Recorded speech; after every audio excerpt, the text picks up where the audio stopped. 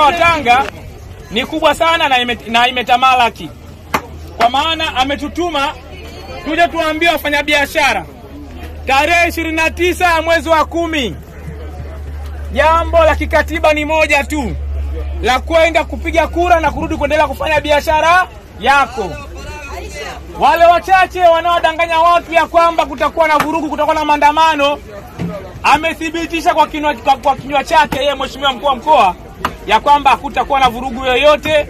Wafanyabiashara muondoke hofu, mkapige kura, mrudi muendelee na biashara zenu. Watu pekee ambao wao siku yao itakuwa ni siku maalum ni wale watumishi wa serikali. Wananchi na wafanyabiashara wote wanataka kupiga kura tarehe 29 mwezi wa 10. Sisi tunaeleka vizuri lakini kubwa ni amani.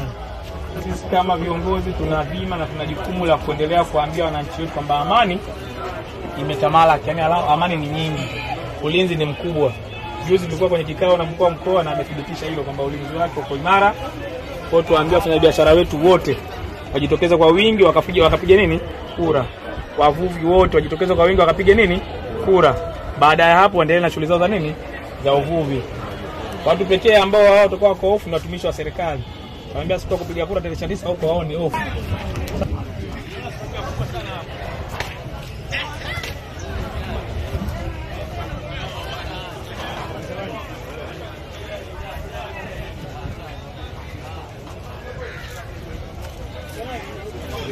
Leo waambie jamani wamekuja viongozi wetu na wamesisitiza kwamba bana tujitokeze kwa wingi kupiga nini? Kura. Na kama elimu ilivyotolewa ikiwa kitambulisho mkipoteza basi tumia leseni ya nini? Ya udereva ama kitambulisho cha NIDA.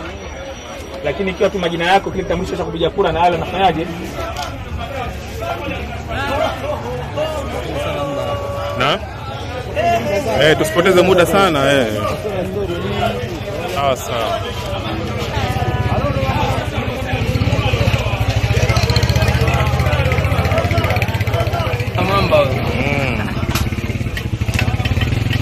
Bonge la dude. Nasikiliza. Angalia. Sia boss. Haitaji mwanangu sadiki. Eti anaitwaje samaki? Chewa huyo. Unaweza kumgeuza kidogo mwana? Samani. Sadiki TV, Sadiki Mabwegui. Ndio vyote hivyo. Sisi tuko kote sisi. Si mchezo. Chewa huyo. Ndio chewa mwenyewe. Alameza na biliona. Nabii Allah Yunus huyu hapa mwenyewe. Safi sana. Bali mtoto anakuwa mpaka tani moja huyu. Tani moja, 1 tani anakuwa. Hatari na nusu sana. Ndio cheo kusikia. Bwana shukrani sana. Pamoja.